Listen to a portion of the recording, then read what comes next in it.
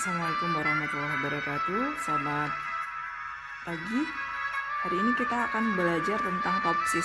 Ini adalah metode berikutnya ya setelah SAW, elektre, kemudian WP.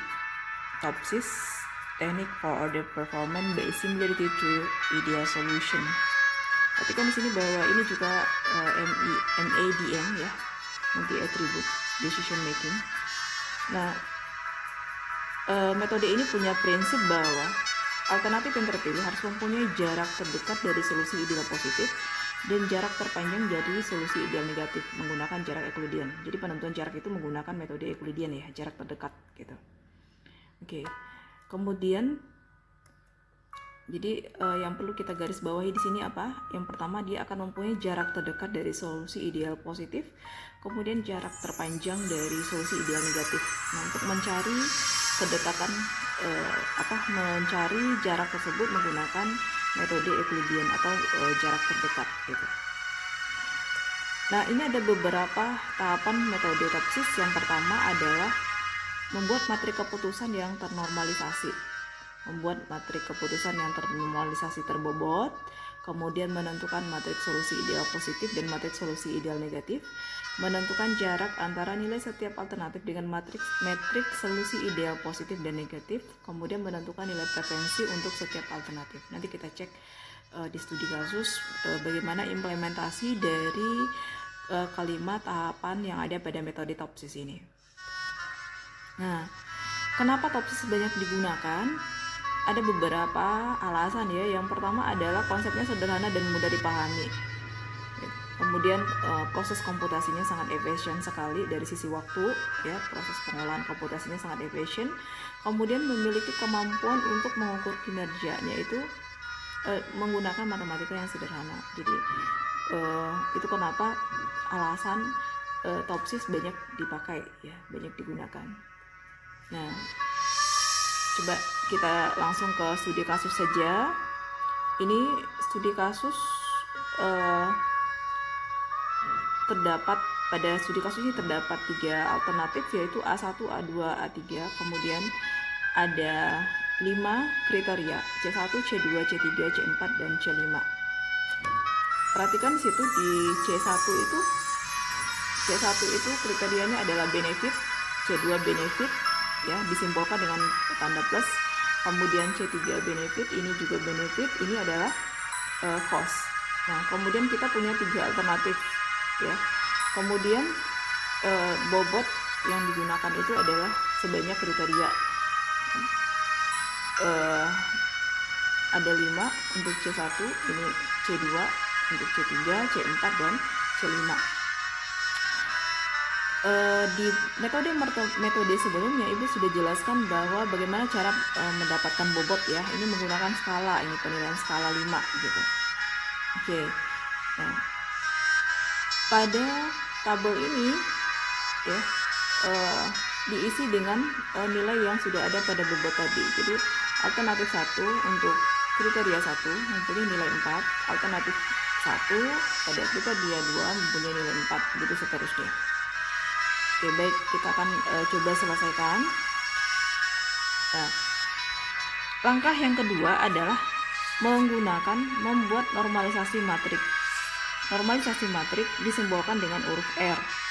R itu adalah normalisasi matrik RIJ, baris dan kolom. Normalisasi matrik baris dan kolom menggunakan persamaan normalisasi RIJ sama dengan XIJ per akar dari sigma XIJ kuadrat. Paham ya? XIJ kuadrat. Nah, sekarang coba kita lihat, kita lakukan perhitungannya. Jadi RIJ normalisasi berarti kita coba dari normalisasi yang pertama dulu. Berarti ini berarti R11 ya. Ini R12, ini R13, ini R14, R15. Ini berarti R21 gitu, begitu seterusnya. Nah, ini masing-masing kita akan cari normalisasi matriknya seperti apa nanti. Oke, berarti rumusnya tadi adalah RIJ XIJ per akar dari sigma XIJ kuadrat. Oke. Berarti kita mulai dari yang pertama ini dulu. Berarti ini RIJ, berarti R11. R11 sama dengan 4, posisinya XIJ-nya ya, 4 per 4 kuadrat ditambah 3 kuadrat ditambah 5 kuadrat. Paham ya? Lihat kursor ibu, disitu ada 4 XIJ per 4 kuadrat ditambah 3 kuadrat ditambah 5 kuadrat. Kemudian untuk posisi kedua, yang kedua ini adalah RIJ atau R baris 2 kolom 1. Oke, berarti 3 per 4 kuadrat ditambah 3 kuadrat ditambah 5 kuadrat. Gitu. Nah, ini ya. Gitu. Lakukan pencarian sampai ke R35. R35. Lakukan pencarian sampai R35 gitu. Untuk mencari matriks normalisasi terbobot tadi. Nah, nanti hasilnya akan seperti ini. Paham ya? Ini adalah matriks normalisasi. Ya. Oke, matriks normalisasi. Kemudian langkah selanjutnya adalah menghitung matriks keputusan rating bobot ternormalisasi. Rumusnya adalah, jadi disimbolkan dengan YIJ. YIJ ini adalah Y baris sekian kolom sekian. Rumusnya adalah bobot dikali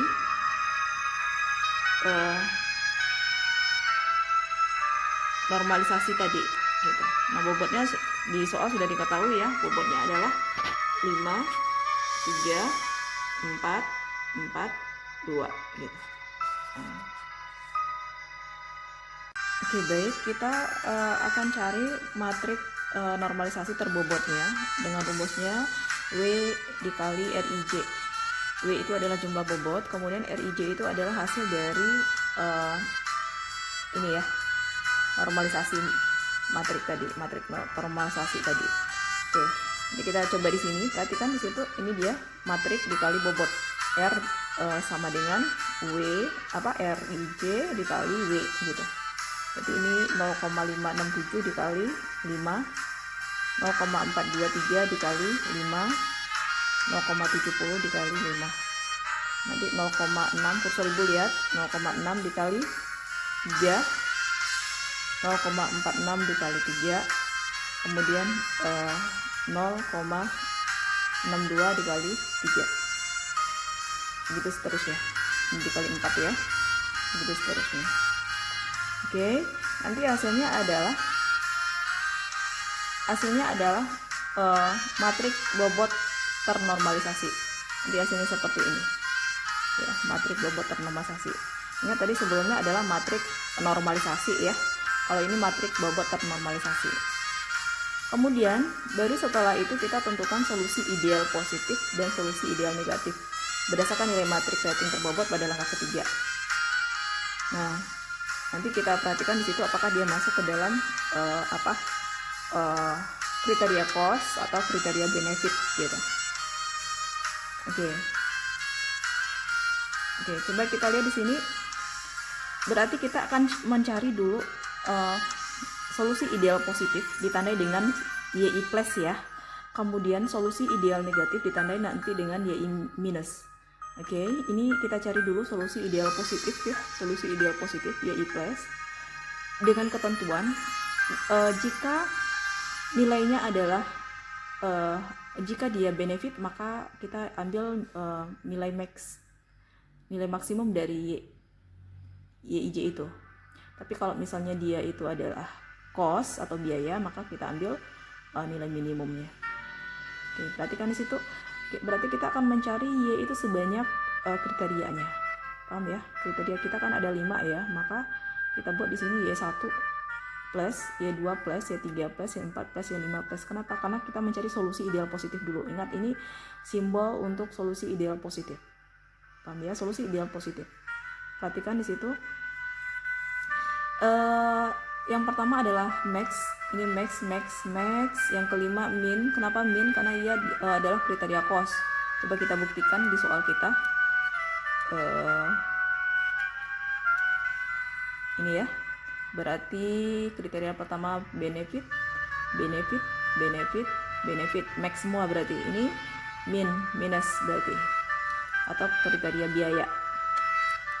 Oke, berarti kita lanjut lagi. Maka kita fokus dulu ke kriteria pertama, Y pertama ya, solusi ideal positif pertama. Next, ini fokusnya ke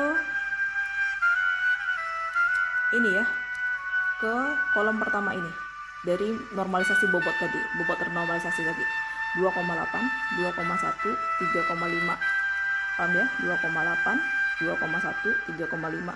Kemudian untuk kolom kedua 1,8, 1,4, 1,8, 1,8, paham ya dapatnya. Oke, lakukan untuk Y3+, Y4+, Y5+.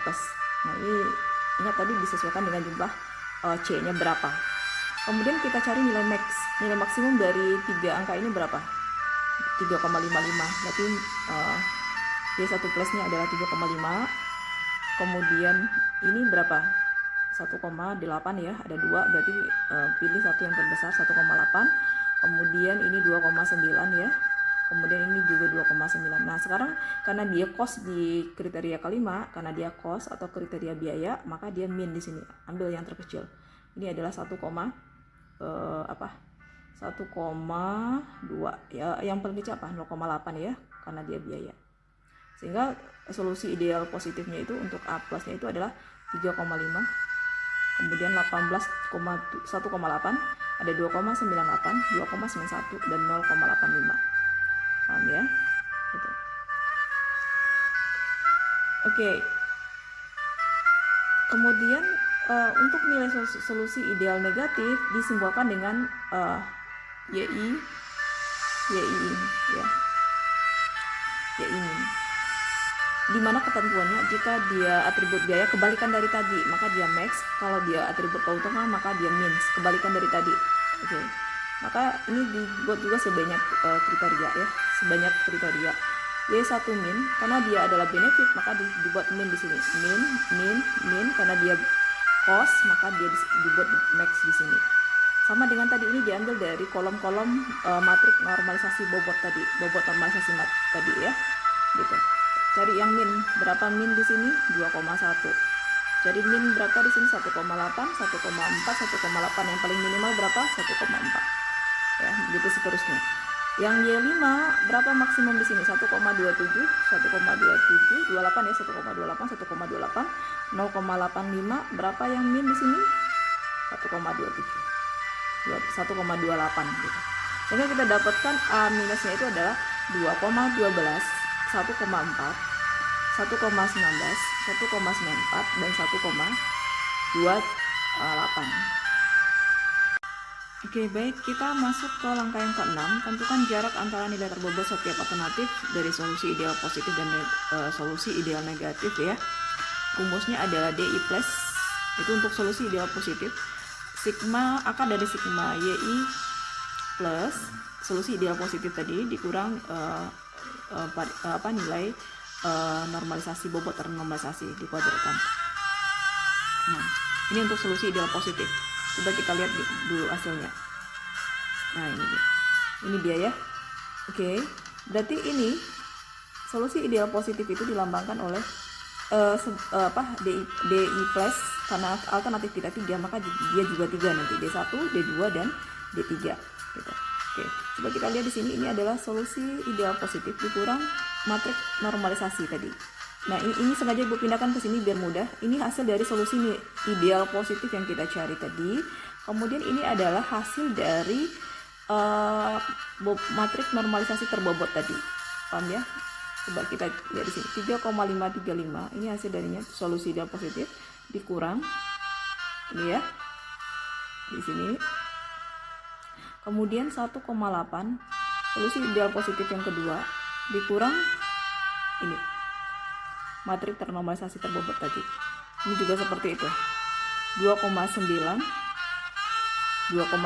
dikurang yang ketiga di sini 2,9. Kemudian yang keempat 2,9 ya. Dikurang 2,9 yang ada di sini. Nah, ini juga seperti itu, 1,279 ya. 1,279. Ini dia. Ini dikurang WhatsApp.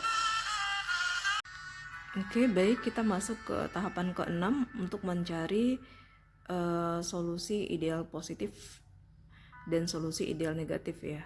Jarak antara nilai terbobot setiap alternatif terhadap solusi ideal positif dan solusi ideal negatif. Nah, rumusnya untuk solusi ideal positif adalah DI plus sama dengan akar dari sigma YI plus dikurang YIJ di kuadrat. Nah, sekarang kita coba ya. DI ini sebanyak alternatif ya. Jika alternatifnya 3, maka jumlah dari D-nya juga 3. Itu D1, kemudian D2, kemudian D3. Oke. Nah, sekarang coba kita lihat di sini. Kita perhatikan di sini. Jadi rumusnya apa tadi? Kalau dia DI plus solusi positif, ideal positif, maka YI plusnya dulu, YI plus tadi ya. YI plus tadi adalah solusi ideal positif dikurang normalisasi bobot. Hasil dari normalisasi bobot. Oke. Nah, sekarang kita cek di sini. Ini adalah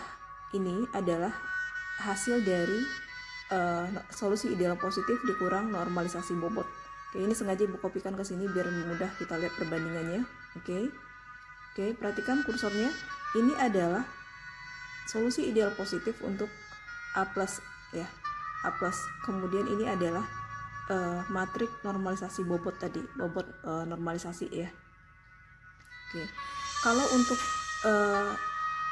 solusi ideal positif, maka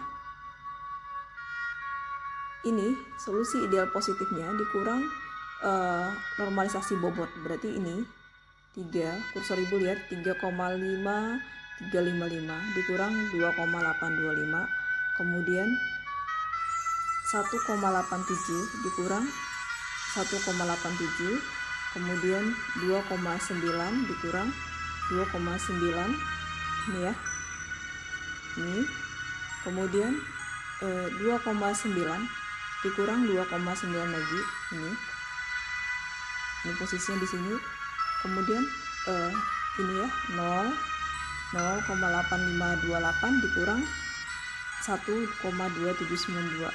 Nah, lakukan sampai D3. Jadi jumlah D itu sebanyak alternatif.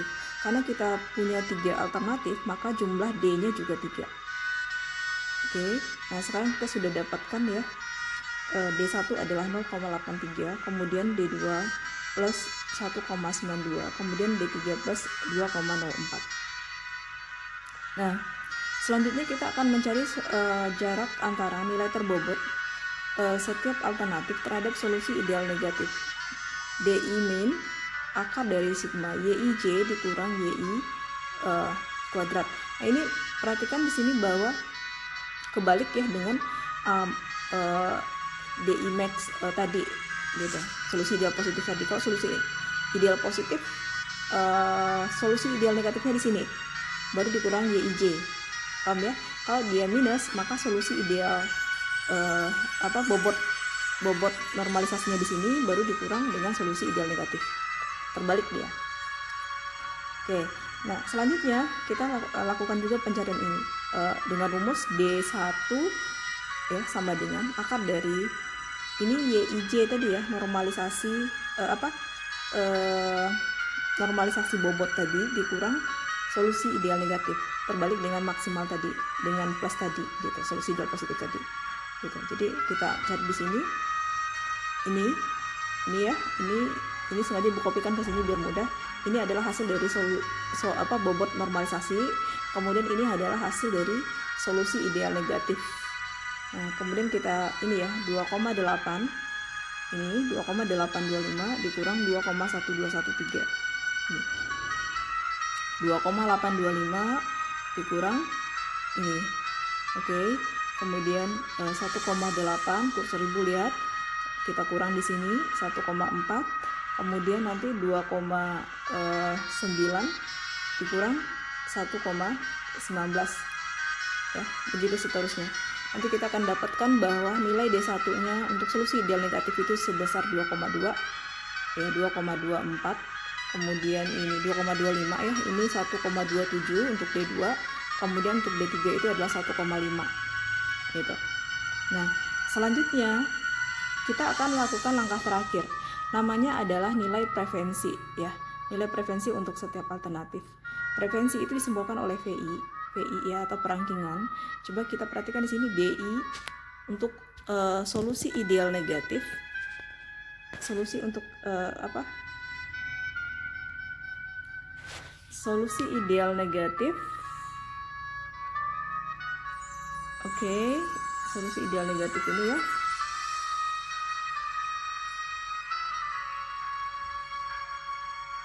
Rumus dari preferensi itu adalah VI sama dengan solusi ideal negatif per solusi ideal negatif ditambah solusi ideal positif. Ya, jarak antara solusi ideal negatif ditambah jarak solusi ideal positif. Nah, hasil perhitungannya seperti tadi, ini kita ambil dari D1 berapa? D1 ini berarti D1 ditambah D1 min ya, D1 min ini D1 min ditambah D1 plus. Oke ya. Kemudian ini D2 min ditambah D2 plus gitu. Ini D3 min per D3 min ditambah D3 plus. Nah, angka-angka ini dari mana kita dapatkan? Dari hasil ini ya, D1, kemudian D2 untuk solusi ideal negatif ya, kemudian D3 untuk solusi ideal negatif. Kemudian untuk positif juga seperti itu. Ini D1 untuk solusi ideal positif, D2, D3. Nah, angka-angka ini ya yang kita masukkan ke rumus preferensi tadi. Rumus PI sama dengan DI solusi negatif per DI solusi negatif ditambah DI solusi positif gitu. Nah, kita dapatkan di sini 0,7573 untuk V1, V2 0,40 dan V3 0,42. Nah, berdasarkan nilai yang telah dicari, maka cari karena dia masih perangkingan, metodenya itu masih bersifat perangkingan ya, maka kita lihat nilai yang paling terbesar itu berapa. Lalu kita bisa urutkan di sini bahwa V1 lah yang paling besar, kemudian dilanjutkan oleh V3 ya, disusul oleh V3 dan V2. Oke, demikian materi untuk pertemuan hari ini. Jika ada yang belum paham, boleh untuk bertanya.